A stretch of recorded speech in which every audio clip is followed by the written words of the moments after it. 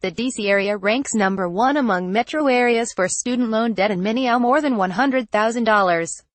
Think stock. Washington, the D.C. area region ranks no.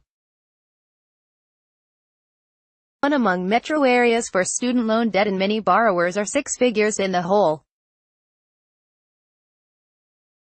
LendingTree found the median balance for student loan borrowers in the D.C. area is $22,803. But for many, that's just a drop in the bucket.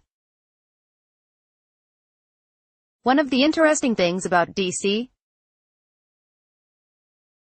is that there are a lot of people who have professional degrees or graduate degrees, said Kevin Walker at LendingTree. So that means they have likely borrowed $50,000 or $100,000 or more, and in fact in D.C. almost 10% of loan holders owe more than $100,000. Borrowers in the D.C.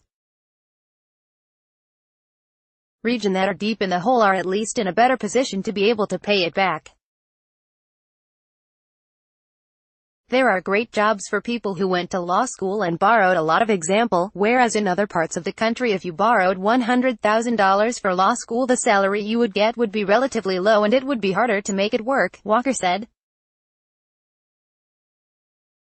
25% of the adult population in the D.C. region holds at least a graduate degree, more than double the national average of 11.5%.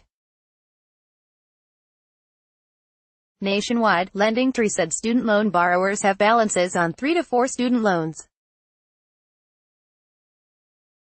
U.S. student loan debt is now a record $1.5 trillion, up from $600 billion a decade ago.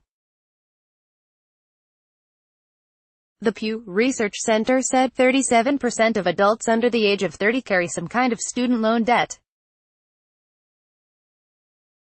Unfortunately, some borrowers will never see a return on their investment. LendingTree said 21% of Americans who have enrolled in college have left before finishing, 16.8% in D.C.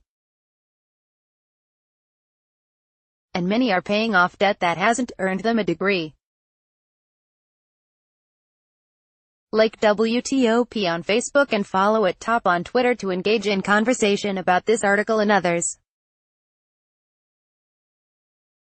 Copyright 2018 WTOP. All rights reserved. This website is not intended for users located within the European Economic Area.